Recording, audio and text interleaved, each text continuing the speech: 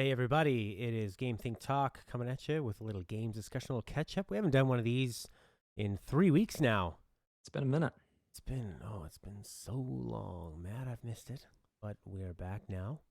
And well, the game I've been playing the most this week has been Hearthstone. Yeah. I had to study Yes, it for it is. for a Gameology episode, and then I sort of bounced off it. I wasn't really too into the tutorial of it. I'm like, yeah, this is okay, I guess. I never played WoW, so I don't care about the characters. Sure. At the time, I didn't care about the characters. Mm-hmm.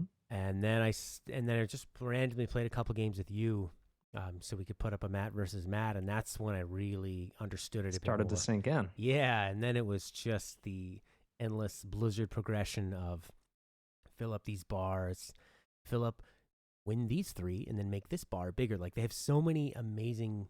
It's such a balance of progression and then not only just making numbers go up for the sake of numbers going up, but getting better cards and then ranking up and playing better people. So you have to change your strategies all the time. They're using better cards that you don't have access to. You're working at getting that. I have so much fun losing a game and then going back and analyzing every turn and looking at the different minions and, oh, well, this guy's really great on turn one, but how is he in turn four? And what if this one isn't there? And like the synergies of it, taking advice from people in the net decks and all the great constructed decks, but really trying to take pride and come up with something original that could work. I mean, it's just I understand why this was game of the year. I don't know why it takes me so long to come around to things. I swear, if water was just invented now, I wouldn't get into it for 3 years. Well, with Hearthstone, it seems like you think you know what it's going to be like. You Yeah. because it's a card game, and even if you see it played in front of you when you see videos, you think you know Mm-hmm. what makes it special, and you assume you understand why a lot of people really enjoy it, and it's easy to write off. It's just like, well, I'm not into I don't play a lot of card games. I played Magic the Gathering back in the day, which I did. But I'm not into playing solitaire on my computer, and I don't want to Yeah. play a dumbed down version of Magic the Gathering on my computer, even if it's against human opponents. Yeah, I know it's the cards look fancy, it's Warcraft stuff, so what? But then you get into it, and it's the sights and the sounds and the polish of it, and just the whimsy and the dizzying whir of level up confetti and Yeah. banners and they just they it's card crack. They just know how to make you feel good. They know how to train this Pavlovian response in you where almost every single game, whether you win or lose, you're seeing stuff go up, and you're getting earning some kind of currency or just about to, and That's there's always something around the corner.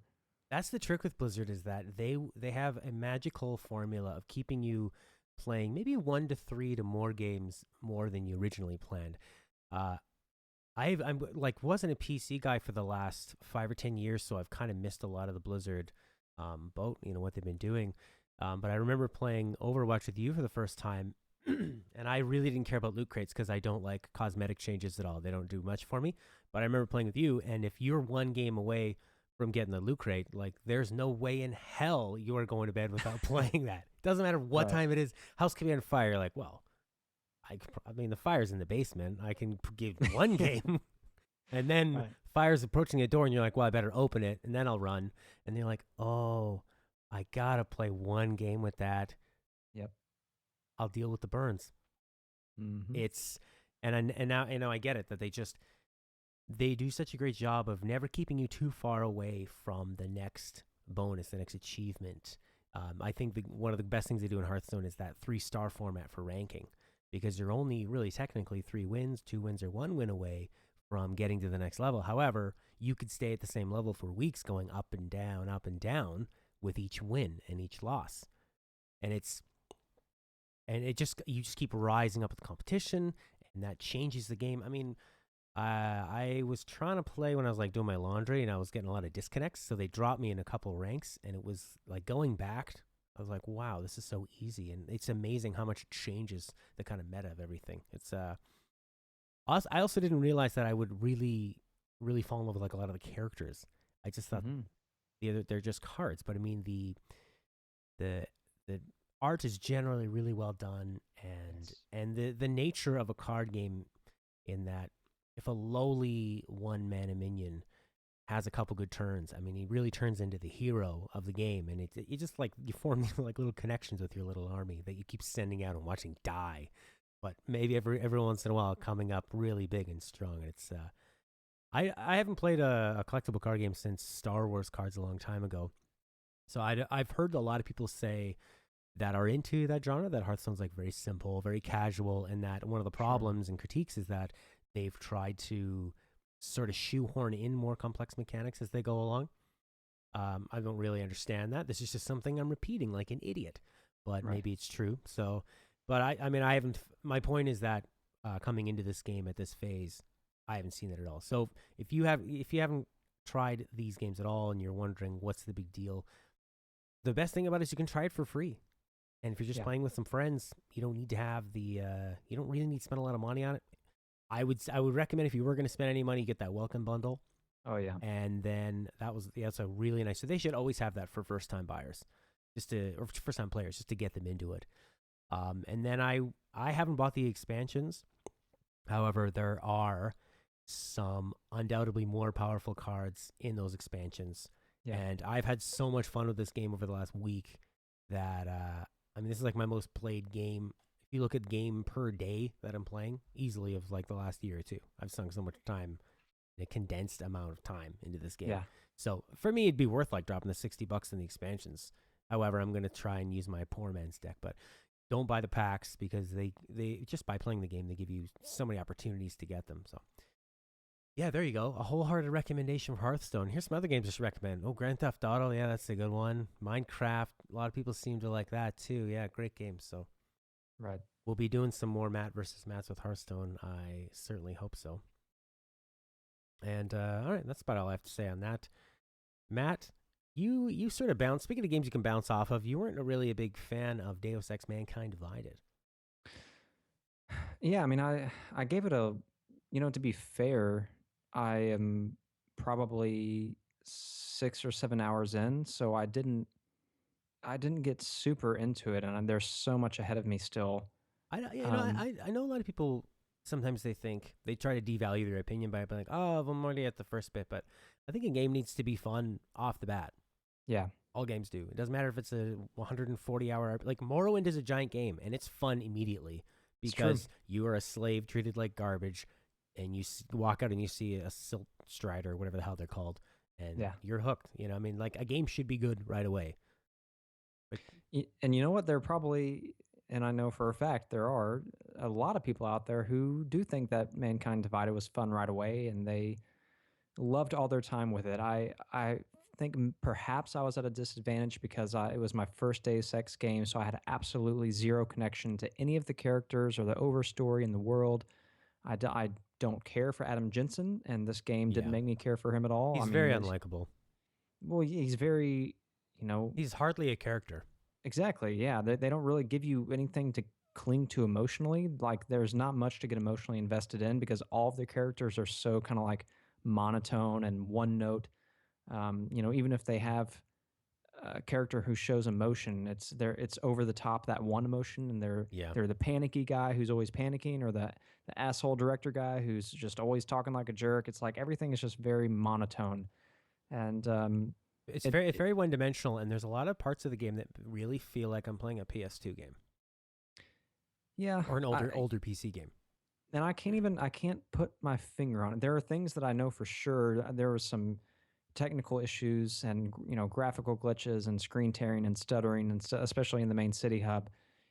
Stuff like that kind of got on my nerves, but that didn't ruin the experience for me. There was just, and there wasn't one thing that just ruined the experience for me. There was more. The issue was more. There was nothing that made the experience for me. There was nothing that really drew me back in. Combat was okay, but Mm-hmm. it wasn't out of this world.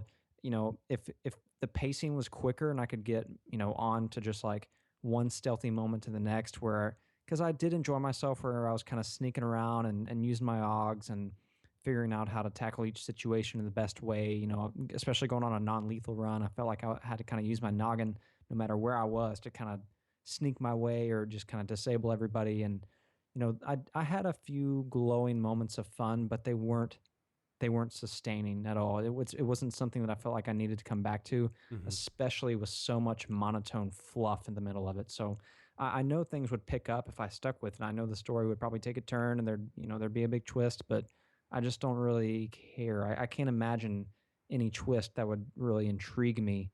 Um, so yeah, it's like it's still sitting there on my PS4, and I might come back to it someday. But as far as my backlog is concerned, it's like way down on my priority list right now.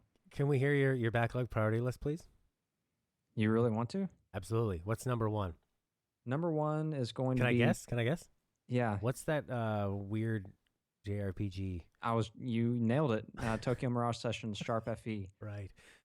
Because you were That hot and heavy on that game, yeah, but it's just you got bogged up with reviews for work and yeah, the massive game. yeah. Like I haven't played it in weeks, but like I still love that game. I can't wait to dive back in. So that's number one. As soon as I have downtime, that's the one I'm going to dive into and finish. On my 3DS, I have the Ace Attorney games. Mm, So those are more visual novel style, yeah. and I need to get into those. There are a few PC games backed up that I need to get into for review purposes, coverage purposes, and because I'm just really interested in them. So Everspace is one of those. I've been playing some of that. I need to stream some of that I would because I think it's love some to see a stream of that, please. yeah, it's really really cool, and I want to show everybody. So I need to do that. There's some other stuff I'm going to be covering on PC. Rogue Wizards looks like a lot of fun, and what the other one, The Diary of a Spaceport Janitor, just looks super charming. So I have all those sitting there. Those are kind of the immediate backlog, but and I'll probably get to all of those before Tokyo Mirage Sessions, just because I know those are things I can tackle in play sessions. Um, Yeah. but as far as what we are currently playing, what's next in your docket other than I Hearthstone? wanted to touch a little bit on Deus Ex a bit more Sure. because I'm still working my way through that, and there are so many elements of this game that feel like I mentioned the PS2 game. I'd like to correct that more to like an early 2000s PC game or late 90s game. The world is a lot bigger than the previous Deus Ex games. At least they've done a better job of the environments not being so corridory and hubby. But there are a lot of um, NPCs standing around and just giving you really kind of lame sound bites that sound ridiculous after you've had a beautiful cutscene with them and they've really emoted and tensions are high. And then as soon as you're done the cutscene, they just say something stupid like, "Hey Jensen, how are you?" Yeah. And it's and there's actually so many of them, which fleshes out the world in some areas and can really make it feel more lived in. Whereas previous games could be a bit barren, but the endless chatter of the sound bites is ridiculous. It's like Jensen's wearing a hearing aid at a concert venue and you can hear everyone talking. It's just like shut the fuck up. No one keeps talking that much, especially people who look like they're about to die. Also, Yeah. this you'll get to this ghetto and it doesn't even really make sense why. Like I understand that people that were augmented had this virus go off and they tried to kill everybody in the last game. So now they're segregated against. But there's like you read this audio log or you read this like email because there's fucking emails everywhere of this on this dead kid, and he's like, "Mom, I'm gonna go become an augmented person."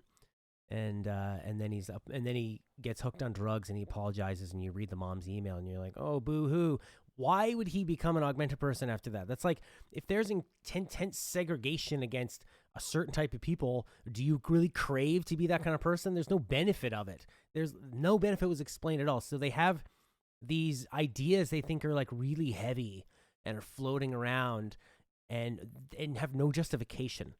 And I think that is it's like really sloppily done, and I think would definitely contribute to why you're not feeling any connection to it. Now, the first Deus Ex didn't necessarily have a lot of human connection. It was just a great sandbox to mess around in an RPG, and then eventually had like a really big story. Deus Ex Human Revolution and Invisible War at least had some like attacks that affected people you cared about immediately, but it hasn't been done really well in this so far. There's been one really great interaction I've seen so far with a helicopter pilot, and I'm hoping it expands. I mean, I'm enjoying the combat enough. One of the lame things about it is that if you want to do a stealth takedown on somebody, you have to just like wait and recharge, which I think is just so Yeah. that's so lame. That why would Jensen need to battery up so he can just punch somebody in the face 4 times? Yeah. Like I assume they put that in as a balancing thing because otherwise you could just run through the whole level and just hammer the circle button Yeah. and no one can touch you because you are invulnerable when you go into this animation. Right. So it's maybe a little poorly done. Maybe if that was able to be interrupted in some way, but it just it can really bog the game down. So um it's frustrating. I wasn't as excited about the game looking back at Human Revolution and realizing how poorly that aged. I'm still having fun with it, and there's just some elements that are good. And I mean, I'm hoping for the story to pick up, but I think it's a bit of an opportunity wasted, and they've kind of gotten away from what made the first Deus Ex special, and also what made the first Deus Ex special was that it was one of the first of its kind. So having these huge levels that you really, like you were saying, like one of the few positive things you said were like, oh, I have to use my noggin to get through this level. The first Deus Ex is like that. That first level, you could spend hours and hours on that level, and you could complete it in multiple different ways. It's massive, and that is what really drew people into the games, and that's what they're missing big time on this one. So, how's Hitman Go? Hey, Hitman Go is super simple, but it's a lot of fun. It's I got it for 99 cents, Nice. which I think is probably the right price. There's a ton of extra not and that's not, bashing the game at all. I just it's so gameplay wise, it's so limited and simple in scope, which is honestly is one of its strengths.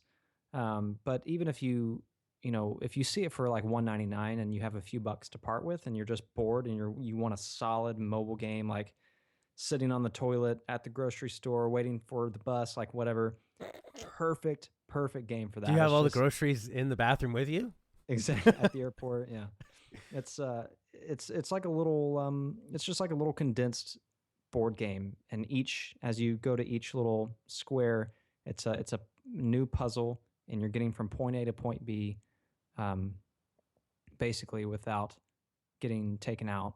And there are sub objectives as well. You'll get a different stamp for maybe clearing in this many moves or less, or clearing it without taking out any of the guards, or clearing it by Oh, taking out all of the guards, or taking out this many guards with one move.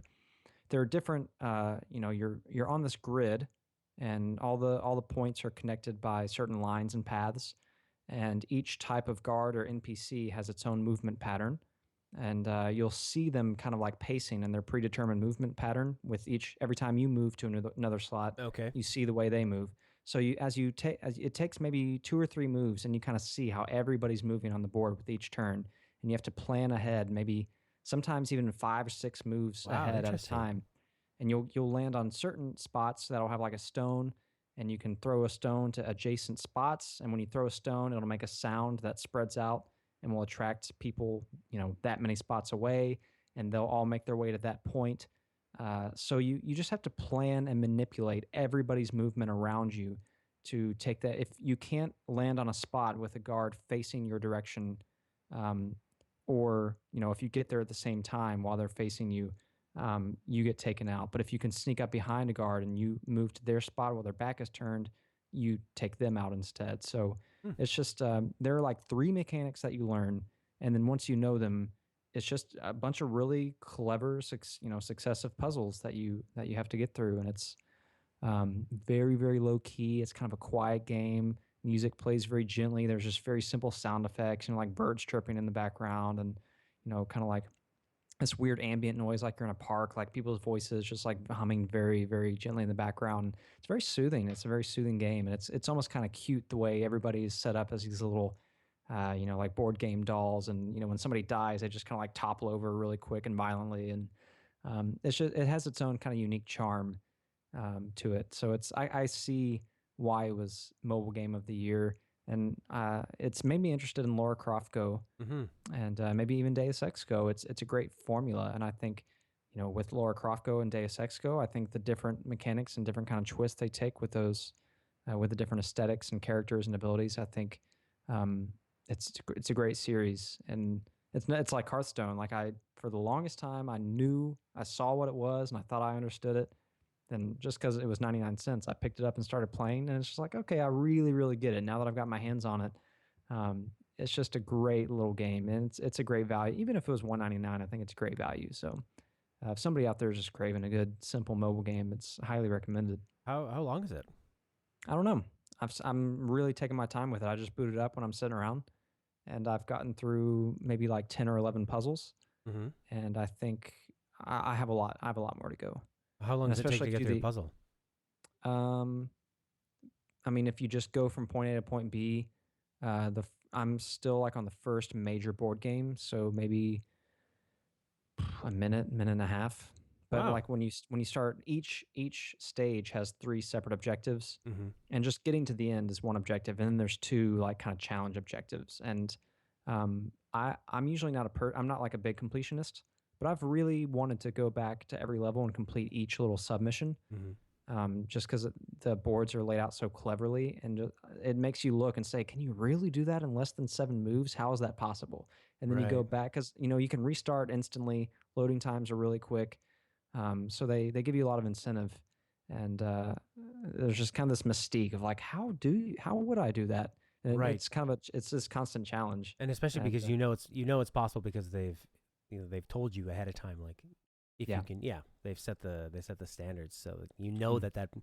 that answer is out there somewhere. Yeah. So That's sometimes a puzzle will take me 5 or 6 minutes just for one little sub objective, because I have to sit there and rerun it multiple times. And sometimes it is reduced to pure trial and error, because you can't. Some of the moves you have to unless you can just see ahead like 7 or 8 moves at a time. Like my mind doesn't work that intricately, so mm-hmm. I just have to do trial and error a few times until I realize which path I have to take and what I have to do in what order. Um, so yeah, there's a lot of that, but even then, I thought it was fun. Wow, I'd like to see a Metal Gear Solid version of this Ooh, game. that's a great idea. Yeah. Huh. That's too bad. I guess it's handled by Square Enix. Yeah, but I mean, S- Konami could just rip it off. They obviously have no For scruples. sure. That would be the perfect fit. They'd probably do like something stupid like the Metal Gear Zombie version of it, though. Yeah. Was there anything else we wanted to chat about? Um, I did play through and finished the new Sonic Boom Fire and Ice on Oh wow, 3DS. yeah. Let's hear about that, please. It's okay. Yeah. That's it. I All mean, we can right. move on, honestly. That's all I have to say. It's like it's okay. It's a good game, but it's not What's it very for? good. It's just on 3DS. So this is the third Sonic Boom game. There's Rise of Lyric on the Wii U, which was like universally hated, and it was kind of released at the same time with another 3DS game called Shattered Crystal, which did better but not very good. And Fire and Ice is basically a Shattered Crystal clone. It's like the exact same engine, same characters, same speed. They have the same powers. The levels look the same. It's like they took that exact engine and all the assets and like just kind of tweaked everything. It's almost an expansion. Okay. Um, but it's okay. Like it's a good Sonic game on 3DS. It's a good. Oh, Sonic. I thought it was about Guile from Street Fighter. Yeah, right. What? Sonic Boom. Aha. I see what you did there. Yeah, it's I don't really like I'm not gonna be I'm not going to be eager to recommend it to people. If you're a big Sonic fan, then you'll probably really like it. It does play fast and levels are laid out. The one thing I like most is that every single level is laid out with speedrunners in mind. Like Hmm. when you get close to an enemy or an object, you automatically lock on and you can kind of speed like air dash to it. He just kind of like zips right to it and then like bounces off. And um, most of the obstacles and enemies are spaced out in such a way where through most of the level you're either sprinting or you're going through one of those speed gates that like shoots you through those little loops and Yeah. twists and turns, or you're in the air with enemies and obstacles spaced in such a way where you can kind of like zip dash to each one successfully and kind of chain those together. So if you're a speedrunner, once you memorize the layout of a level, and each level does have like a time objective, and you claim this little reward for beating it under a certain time. It's kind of designed for those type of people in mind, and when you play it like that with absolute speed in mind, it's a lot of fun, and it has a really really great flow, even though it does kind of stutter and slow down in some parts. Um, That sounds great. Other What's than the problem with it? Well, because not everybody's going to play it that way, and not everybody has time to play it that way because you do have to memorize. Like you'd have to run Okay. through a level a few times before you really. So it's And not very intuitive. well, it's not like there's a huge learning curve. It's just like you have to really sink time into it to get the speed run thing down.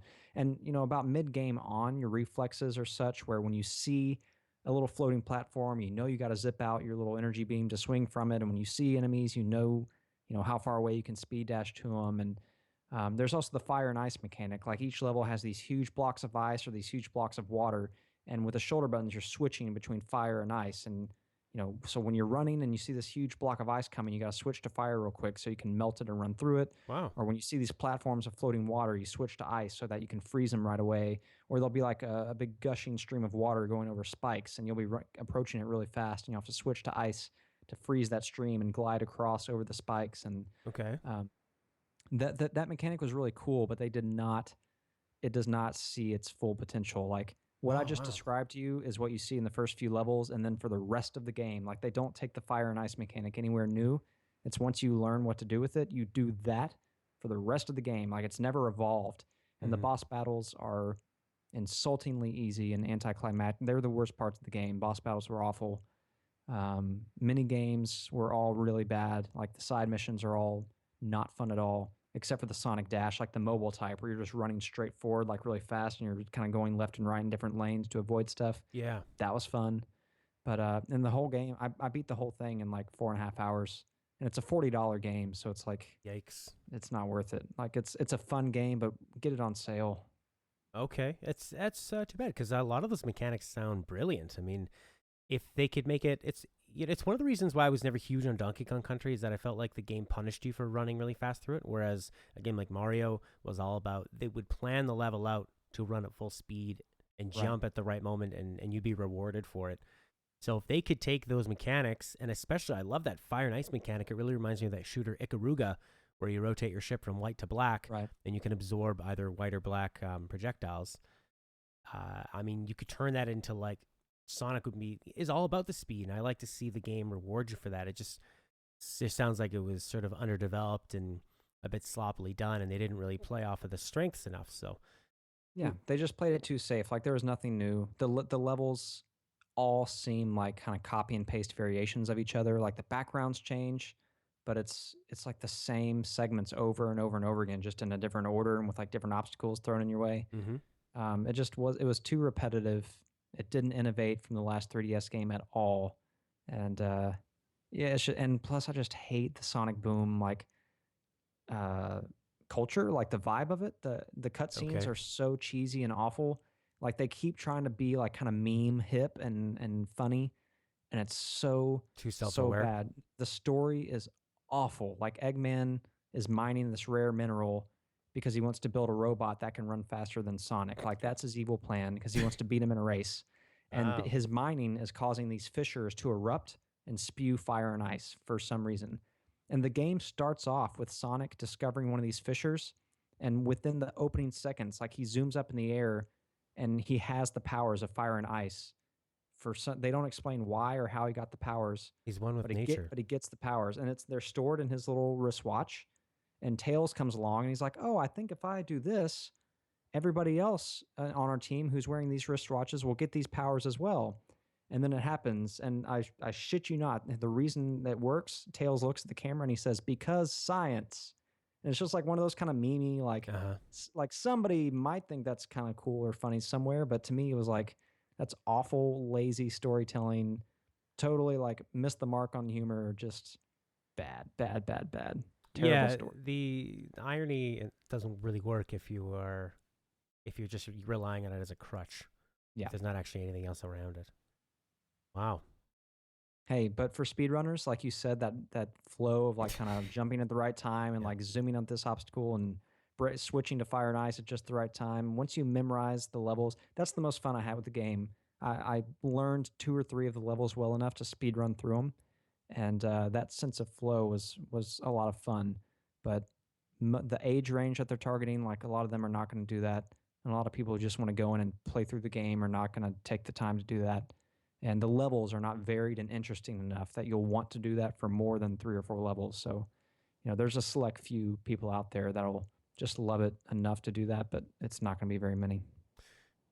Okay, a little disappointing. Anything else there, Matt? No, not really. Except if you have a 3DS, go buy God of Protectors, and I'll talk about that sometime in the future. But it's an amazing game that I'm addicted to right now. Looking forward to it. Yeah. Thanks, Matt. Thanks, everybody. You can email us at GameThinkTalk@gmail.com. Tweet us, leave a comment, something. We'll read your comments and questions and any wacky thing you have to say on the video. But until then, bye for now.